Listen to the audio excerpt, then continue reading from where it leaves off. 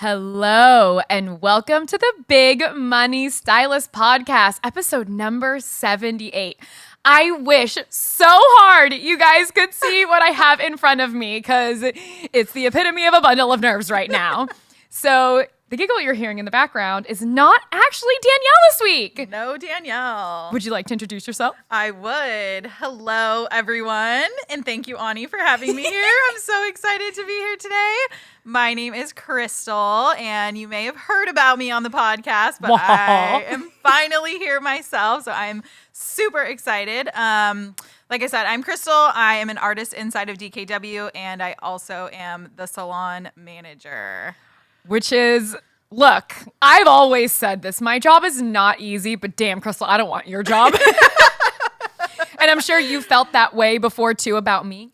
That you're like, I don't want your job. Absolutely. 1000% yes. It's always funny when people are like, Ani, it's just so fun. Like, I wish I had your job. I'm like, you're fucking cute. You want to be on stage because it looks like fun. Everything else is really fucking hard. Yeah. And I feel like more people tell me, I do not want your job. I'm like, oh, great. Thanks. And I'm like, I respect what you do. You're like the backbone of DKW. Literally, any client that comes in, talks to Krystal, any problems, thoughts, concerns, any feelings, any wild hair up anybody's butt, any idea, all of it lands on Krystal. But actually, I can't believe it's been like 8 months now. It's been 8 months already? 8 months. Damn. But it's been so much fun getting to know the clients and hiring and firing and just all of it at DKW. Like I came for this, like, so much more than what I was experiencing before. And so I'm so happy to be, like, in the thick of it now. And I can't believe it blows my mind that it's been this long. It's crazy how time flies. Yeah. Like, you literally blink your eye. Although I feel this week weirdly has gone by slow. I'm like, fuck, it's only Thursday. Yesterday I thought was Thursday. Tuesday I thought was Thursday. I'm like, sweet baby Jesus, this week is not ending for me. Today is finally Thursday. I know, but then tomorrow's Friday. And we still have all of Thursday. So it's fine. So today's topic is really going to be about employees, and not just employees inside of the salon, but that's one of the reasons I'm super stoked to have Krystal here, because like I said, she does all of the consultations for every single client at DKW. She does the hiring process, the review process, the firing process, like anything that ends in a process at DKW is all Krystal. But I have a story to read you guys first. Oh, I'm excited for stories. I keep asking you guys to send me stories, and you do.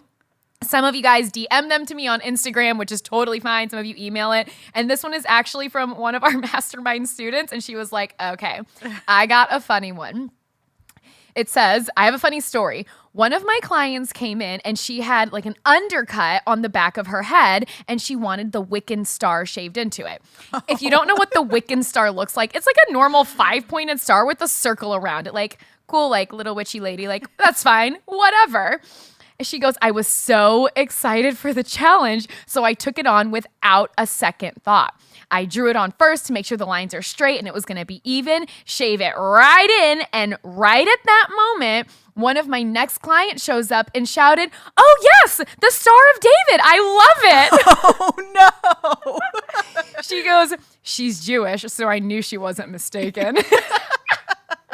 She goes, oh shit, I shaved the Star of David into my Wiccan client's head. That's vastly different. If you don't know what the fucking Star of David looks like, I'm going to suggest you go look it up. She goes, thankfully, she was really cool and was like, so do you just shave it off? But even after the shaved, you could still see the Star of David etched into her scalp. Oh my goodness. I hear that, and there are so many. There's one Instagram account I follow that said, is this your client? Yeah. Gnarly I love that hair. account. It's one of my favorite accounts. It makes me laugh every single time, but it's shit like this that I see, and I see undercuts all the time, and when sometimes the lines are crooked. This just makes me grateful at what we do as extensions. Can she send photos of this? I would love to see it. Can I see the Star of David Wiccan star, please? Because damn. And that falls into like a very dangerous, like religious path. Yes. You're Wiccan. I'll be honest. I only knew what this is. There's a show called The League. It's about a football league. Oh, yeah. And one guy started dating a girl. It was Halloween. And they're like, your witch outfit is great. She's like, I'm a Wiccan. I'm not a witch. I'm a Wiccan. We celebrate Samhain or something weird. Like she wouldn't even say Halloween. Like the whole episode is fucking weird. Which is the only reason I know what fucking Wiccan is. Sorry about the league. Feel like someone's gonna for sure email me and be like, I'm Wiccan and you're offensive. Offending a lot of people and it's fine. You'll be okay. Okay. So let's jump into our topic. Oh, and let it be known, if you have any stories, you can either DM me. My Instagram is ani.dkwstyling, or you can email me at ani@hairextensionsecret.com. I love stories. However you type it is how I'm going to read it, and you can keep it anonymous like our lovely mastermind student who's shaving the Star of David into witchy clients. So, whoops. Just keep those stories coming. Yes. So jumping into DKW, I feel like if you don't have employees, you sometimes think like the systems and processes part of building a business is like super hard, which it's not easy. It definitely requires a certain kind of mind. Right. But then once you actually go into hiring people, you're like, son of a bitch. So in having like an honest moment before you moved to DKW, and because Krystal, you were at a salon for what, 16 years? Yeah, about 4. It was like 14, but yeah. Okay. So you're at one salon for 14 years. That's a very long time to be, honestly, anywhere. And then you come to DKW kind of in the midst of like a very big transitional period. Yes. So before you came to DKW, what did you honestly like think was going to be the biggest challenge? I wasn't really sure, actually. I felt like just based on like talking with Danielle, I knew that like we needed a lot of process. And I feel like, I guess, the personalities and everyone's emotions have been the biggest challenge. And I wasn't really expecting that. I don't know what I was expecting, but it wasn't people's emotions. And I feel like we're all adults, like reel it in, but I get it. Everyone has emotions and it's just something that we have to deal with. So, and I always laugh. Krystal told me the story once. She's like, I was talking to Garrett, Danielle's husband. He works for Wake Up Warrior or owns it. And she was like, God, there's just... everyone has so many emotions. He's like, yeah, Krystal, people have feelings. But isn't it crazy? Like, it's not even like, because NPR is a very difficult extension method to learn, running a salon to make sure it's profitable, ordering we probably order 30, 40 grand worth of hair every month, along with all of the clients. Like we are an upscale salon. Right. It's a lot on your plate. So help me God, I think the feelings are the hardest part. It really is. Because once you have processes in place, if you just follow them, that goes super smoothly. What interrupts the process is when you're trying to have a conversation and someone is in tears because you told them something so simple like, put the hair in the correct drawer, please. And hey, it's you just didn't like, take out the trash last night, and they're bawling hysterically. Right. So I feel like definitely emotion has been the biggest challenge inside of DKW. And it's so funny. I feel you're very similar to me. I don't feel like we're emotionless people, but I feel we're very fact-driven. Yes. Very logical. Like, yes. I didn't say you were a piece of shit and I hated you and you're garbage. I just said you left the garbage here. Can you please take it out when you go tonight? Yes. And what amazes me is it doesn't matter the age. Because the funny thing is, until we hired our receptionist, Jessie, she just literally today is her birthday. Happy 24th birthday? 5th? Yes, 24th. Yeah, she's birthday. like, you know what the little bitch said to me today? And I say bitch with love. I said it to her face. She's like, Ani, do you remember what your 24th birthday was like? Oh my God. Like, you little dick. I'm only 29. I'm not that old, but now I feel it in my bones everywhere. So thank you. Yeah, but I'm literally the youngest at 29. Like everyone else is turning 30 this year in their 30s, or like, I don't even know the oldest person, but everyone is so much older. But I'm like, oh, cool. It's not me. You're like, Danielle, but not gonna throw her under the bus. But it blows my mind because I would think, oh, the older we get, like the more we can really compartmentalize. Like when you're at work, you're at work. If you could keep your personal shit elsewhere, that'd be fucking great. Mm-hmm. Fun fact, no. It doesn't happen. That's literally not what happens at all. Age or gender, oh, son of a bitch, do not matter when it comes to feelings and emotions, I've learned. And then the hardest thing is if you have two people that are dating inside the same building, sweet baby Jesus. Yes. Look, I get it. Like, I've been in trouble for dating someone in the company. Right. Not anyone at DKW. It was someone on the Warrior team. It was a man. That that was what I got in trouble for. So they're going to be like, did you guys know Ani was a lesbian? I had no idea. Someone knows. Someone made you an account. Okay, fun fact, guys. Someone actually did make me a fake Tinder account, and I was a lesbian in LA. And I only know because someone DM'd me, and she was like, hey, I swiped no, but I meant to swipe yes. I don't know left or right. And she's like, do you want to get coffee? I was like, this whole thing concerns me because I don't know what you're talking about. I'd never been on Tinder. Whole nother story for another day, I guess, but it was weird. But I get it. And there's so many reasons why you shouldn't have people dating inside of one company. For sure. Especially, can you imagine then you're upset with your partner? Let's just say it's receptionist and stylist. You're the stylist. You're upset at your partner because something's fucked up on your books. Then you go home. Then you continue the argument. Then you come fucking back to work. Now you're still mad. And everyone's sitting here like, gross. This is a lover's quarrel. This got real weird. I'm in the middle of fucking work. So obviously, like, we have a huge interview process that I feel is not that it's weird. I feel like it's different than what most salons or even businesses do. So can you kind of explain like what the interview process is for DKW? Yeah. So typically we always will like post on social media like, hey, we're hiring for these positions or whatever it is. And then the first step is for someone to submit a video about themselves, kind of like a video application, but we just ask, like, I'll just list, okay, tell me a little bit about yourself, why you would be a good asset to our team. And from there, you can just kind of get their personality a little bit, see how they communicate. I think a huge part of this is like following direction. So if I post, hey, send me a video to my email and include the answers to these questions, like if you can't follow those directions, it might not be a good fit for your business. And isn't that amazing? Because I feel like it's simple. And I know right now they're like, holy shit, a fucking video. But you have to understand we deal with people. If you are in any kind of service industry, I feel it's almost dangerous and risky to be like, yeah, your resume looks great.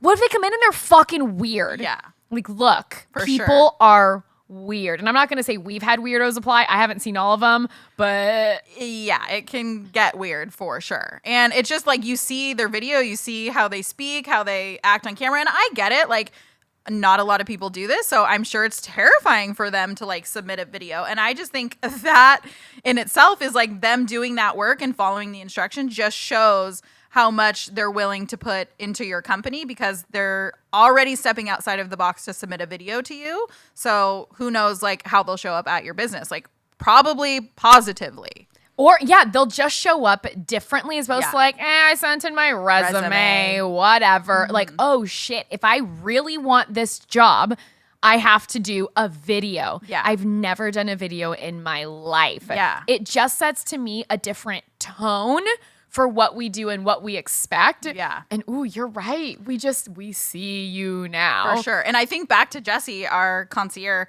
she, in her video, like she even said, like, I could tell she was nervous, but like, it's your honest self. And like, I don't put like the nerves against you, like just the fact that you're following direction and submitting the video. But she actually said like, oh my gosh, I've never submitted a video before. This is such a good idea.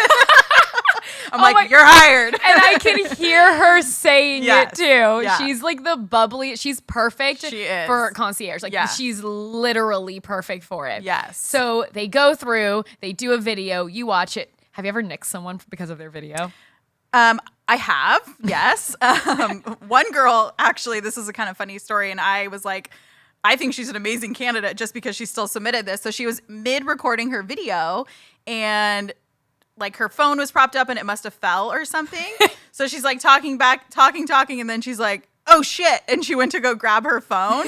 And so the video ended after oh shit, but she still submitted that video. Oh my God. And I was like, I love that. Like you're getting a phone interview just for that. At for bare sending minimum, that. Yes. we're going to talk because that's hysterical. Yes. Okay, so they go through, they send in a video, and then what's the step after that? So step after that is then I would contact them and set up a phone call and just to kind of see where they're at, explain a little bit more about the position depending on what it is. We have a few different options at DKW coming on board as like an assistant or stylist or fast track to stylist, concierge and all of those things. So just kind of depends, but they'll always get a phone call with me after.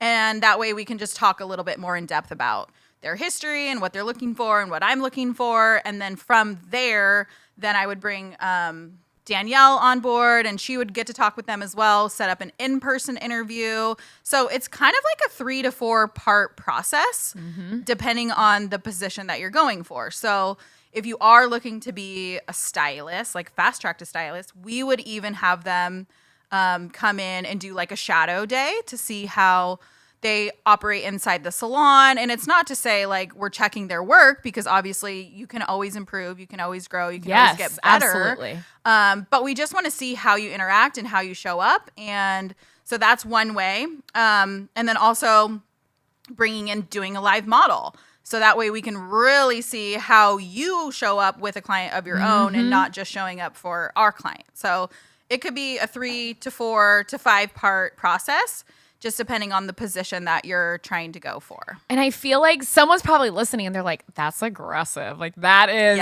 holy shit balls, not easy.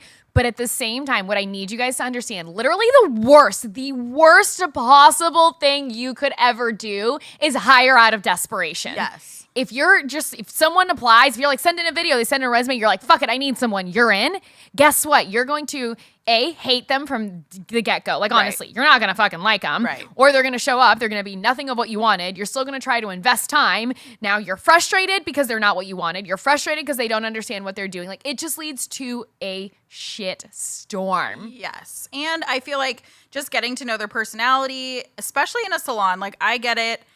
There's laws, labor laws, and you can't like work people to death. I get it. We have to follow rules. Slave labor is illegal. But in a salon, sometimes appointments run longer, especially at DKW. Like, we don't just color your hair, put the hair in, and you're like, oh, it looks okay. Like, it's good enough. 4 o'clock, so you got to get out of here. Like, if something needs to be corrected, if we need to retone, resmudge, do whatever, it's going to get done.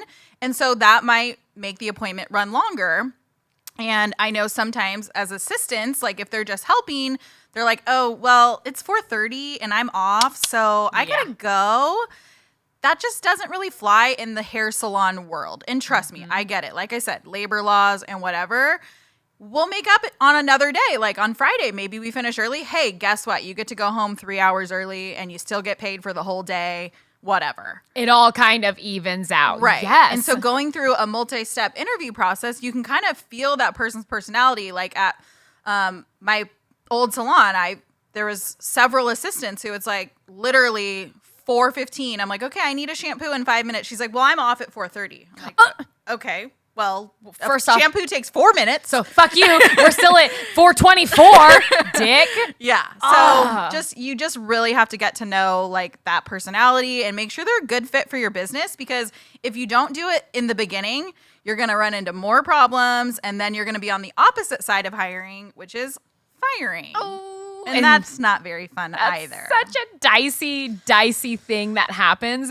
And I know everyone here is cringing. So if you're inside of BMS or Mastermind, we obviously we focus mainly on NBR clients, which means if you have men, if you have women's cuts or kids cuts or a fucking perm, you don't do that anymore. Not because we're like, you let everyone go now. But the ultimate goal is to I almost said stabilize, to maximize your time behind the chair, to make the most money you can and not be spending an hour with some wiggly ass kid who's being a total a-hole shrieking in your ear because he doesn't like the clippers or whatever. Yeah. That's a total shit storm. Yeah, honestly, children and men's haircuts should be more than women's haircuts. Like, they're harder. Children's should be quadruple the price. Every time you move your head, we're charging you more. Oh my God, can we do that at DKW with the wig? We have some wiggly adults, and it needs to be like every time you turn your head and we have to tell you stop doing that, we're charging you another $5 because you're being annoying right now. I think there was a wiggly client in my chair and everyone was like, I can't wait to see what Ani does. Yeah. I literally put my hand on her head. I'm like, I can appreciate you that you want to look at me in the face when you talk to me, but I need you to sit still. She's like, oh, okay. Didn't fucking shift again. Exactly. No, the clients that were like, well, she moves a lot. We can't really get them to sit still. We can't get them to show up on time. We're like, we'll put them with Ani. She'll take care of it. Ani's got it. Don't worry. And Danielle, when you listen to this later, I am so nice to all the clients. Don't worry. Never mean to any of them. I'm just like, please, wiggles a lot. What are those inflatable flailing arm tube men? I swear that's how some clients are. They just don't stop. Exactly. So talk about, because obviously we go through the interview process. They have to send in a video. They have to do a phone interview. They have to do another phone interview with Danielle. They do a live person interview. Then they either come shadow or they do a model or both. I mean, we're at 6-7 steps now. Yeah. We're not saying it's not easy to get hired at DKW. We're just saying we have set very high standards and also learned really hard lessons along the way. Yeah, absolutely. Trust me, we have, if it could be fucked up, we done did it at some point or another. Like, it just happens. So firing someone or letting someone go. Obviously, we're not dipping our toes. We're jumping right back into the emotional pond. Right. It's a very, very deep pond that there's no bottom of those feelings and emotions. For and sure. How would you say to either like the artists that are listening or business owners, if they're like, I don't know if this person works, they might be okay, but I'm not sure. What would you say to them that are sitting in kind of that indecisive mode of, should I fire him? Shouldn't I fire him? Should I keep him? Should I not keep him? Like, how do you work past it? Because you have let people go. Yeah, I think for me, I have to work past my own emotion with it because, especially if you work with people for any period of time and you get close with them, it's obviously great to like your coworkers and even better to like become friends with them. But you kind of have to draw the line at that. Like, at the end of the day, firing someone is a business decision, and I can't let my emotions get involved with that. And I feel like there's been times in the past where we haven't done this just because we're like going back and forth. Well, what about this? What about that? And then you almost feel like a hostage in your own salon or your own business because you're like, well, I'm not doing it for X, Y, and Z reasons or this reason. And it's just at the end of the day, like I said, it's a business decision and you just have to make sure you go with that. But also leading up to that process, there needs to be some follow through on your part because you don't just wake up one day and you're like, this person needs to be let go. Nope. Hopefully you don't. There might also be some laws against that. I don't know. Exactly. And if you do, maybe sleep on that one. But I think as a business owner or salon manager like myself, like it's really important to be in communication with your staff. And at DKW, we have weekly check-ins with our staff. And it just allows me to kind of check in with them, see where they're at for that week, if their emotions are high, if something is concerning to them. And that way I have the opportunity to address it. But I also allows me to have an opportunity to speak with them on things that I'm noticing. And so I feel like it kind of falls on myself as the manager or a business owner. If you are not in communication with your staff and following up with them, and you just are frustrated with their accountability and their performance and all of these things, but you never have a conversation with them, is it really their fault? You're the asshole, honestly. Yeah. You hired them. And people, Danielle and I, we talk about feedback all the time, but you have to be open to hear it. And it doesn't matter if you're the owner of the business, if you're the salon manager, if you're the lead trainer, the lead artist, like if you're the assistant, if you are the woman who comes in on Saturdays and cleans, like it doesn't matter. Like if you're not open to hear like, hey, here's where you could improve. Yes. You're never going to improve. And this goes back to, okay, I'm not going to say women do this, but I'm a woman, so it's not sexist. I can say whatever I want. We tend to be like, well, I was upset, but I didn't say anything. Like, you didn't know? Right. I'm not a mind reader. Fuck. Like, I actually didn't know. Yes. So you're right. If you, as the owner of a business, are upset about something and you say nothing, you can't take it out on your employee if you've never actually had a direct conversation about it. For sure. And I just feel like if it's one thing, like it needs to be addressed immediately because over time you forget about it. A week goes by and you're like, oh, well, whatever that person did, I'm kind of beyond it now. And then maybe something else comes up. And now you're even more pissed because you're still remembering the thing that happened last week. Now something happened this week, but you never had a conversation about it. So you're building up resentment with this person that has zero idea. And that is, yes, you can't be pissed that Sally didn't take out the trash last week. And then you're like, okay, maybe she knew and forgot, whatever, accidents happen. Then she didn't fold the towels the right way the next week. And then all of a sudden you're like, last week she didn't take out the trash.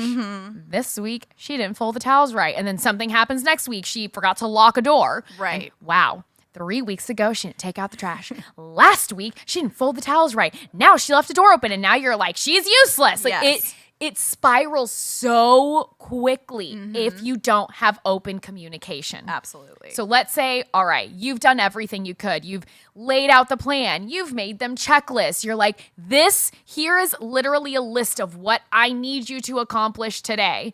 Like, you have done everything you could, and obviously you're not at a place like, fuck, it doesn't work. This does not work. Yeah. What's next? So at that point, it becomes, and Danielle and I have had this conversation. We kind of have like a 3-strike rule at DKW, and obviously a strike isn't folding the towels wrong. That is not a strike. Calm down, everyone. But there's just things that you have to address. And so like I said, 3 strikes, but at that point it's like, okay, being the salon manager, I would talk to Danielle and get her feedback on it. And then we make a decision. Okay, is this still working for DKW? And that is the question I always ask myself, because obviously that's someone's livelihood. I don't want to take away from them. This isn't a game. Yeah. It's like, I get it. It's a huge decision, but at the same time, so is this business and running this business. And we have to think as business owners, and you can't let that emotion take control of your decision, because you will be held hostage in your own business. So it comes down to, okay, we've spoke to them about X, Y, and Z. This has happened this many times, and the decision has been made. And so at that point, myself and Danielle will have a conversation with that person, and we just say, hey, this is what has been going on. This is where we're at. It's no longer working with us. And we've even gone to the point where like we've given severance packages just because we're like, hey, we understand like this is your livelihood, but it's no longer working for us. So here's a little something to get yourself on your feet, get whatever you need to do, get it figured out. Best of luck to you. Like, that's how it is. And that's what I think I really want people to understand. And you said it earlier. We understand like everything's so emotional. We're human beings. We have feelings. We can't get rid of them. I get it. Trust me. But it's not about, oh, but I like her. She's my friend. But, she's like a kid. Like, oh, but, okay. Is it working for your business? Right. And that's just the frame you have to take with it. If it's no longer working for you, if it's going to impede the growth of your company, which is at the end of the day what everybody wants. If you're sitting here and you're like, I opened a salon because I love it, I just want to help people. You're a fucking liar. Everybody wants to make money. Nobody wants to do shit for free, because if you want to do it for free, you would just do it for free. Like, please don't give me that. Yeah. And so it doesn't have to be some really big, dramatic thing. And that's what we always say. Don't think of it as a collision or an argument. It's just a conversation. Yeah. And sometimes the conversation is, hey, like, unfortunately, this just doesn't work anymore. Exactly. And you can take that same frame with relationships sometimes. You're great, but this just isn't working anymore. Yes. And so kind of just to back up a little bit before that process, like, once you're having conversations with your employees for, things that are coming up, the other thing that I do is document. Oh, because like I said, this could happen over a 3, 4, 5 month period to where you are having conversations with this person and it still isn't getting better. And you get to the point where you're like, okay, it's time to end this relationship. And they're like, but what are you talking about? I don't remember that. And it's like, okay, well, actually, here it is. We had a conversation on March 3rd and we talked about X, Y, and Z. We had a conversation on April 3rd and we talked about X, Y, and Z. And so that way you can just keep track of everything that you've talked to them about, and there is no questions from them, and you don't have to question yourself. Like, sometimes I'll have conversations with people and they'll give me a little bit like kickback, like, well, or excuse. And I'm yeah. And I'm like, okay, I hear you. And then I almost like start to second guess myself. Like, well, was I overreacting? Yeah. Like, did I handle that the right way? And I'm like, no, like, this is what it was. And I have it documented. And so I feel like all of those steps like really play a huge role, because like I've mentioned, it's someone's livelihood and you just don't want to be ending a relationship for something small or something that you might look back and say, did I make a rash decision Yes. or was I validated in this? And you have that documentation to prove it. But then I'm sure there are some kind of laws in California or other states where it's like, well, you had to give them X amount of warnings and blah, blah, Well, here's blah. my 16 pages of warnings, so thank you. Yeah. So unfortunately, we're coming nearing to the end of the podcast. I feel like the time goes by so quick. So fast. But it's so funny to me. I have to address this before I forget it. When you're like, we have a 3-strike rule. All I can imagine right now, you know, when you're in kindergarten and you have like the green, yellow, and red sticks, and that's the stick you get based on where you're at. Now I'm sitting here like, where is Krystal keeping our stick chart? Am I on green? Have I had no strikes? Am I on yellow? Am I on 1? Am I on red? I'm sitting here like, what have I done? What color is my stick right now? When I first started, it was gold stars, and then we immediately moved to sticks. No. Mine's on gold star means you have no strikes. If you're on the sticks, ooh, you in trouble. So don't worry, guys. I'm still on the gold star route. At least that's what I tell myself when I go to bed at night. So if you were to give business owners, salon managers one piece of advice when it comes to hiring or firing, what would that be? Go with your gut instinct on hiring and make sure you have a process where you can see this person's personality. And if you don't like them from the bat, like right off the bat, you're probably not going to like them working for you. And kind of what you touched on is like, don't hire out of desperation. Beautiful. So here's what I want you guys to consider as we end this podcast today. Are you being held hostage by someone inside of your business?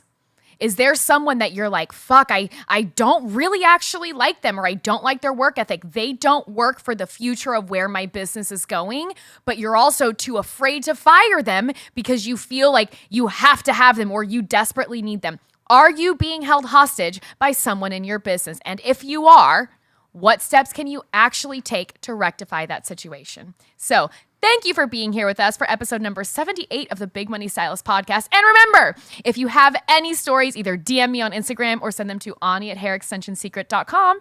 And thanks for being with us. Thanks, guys. Bye.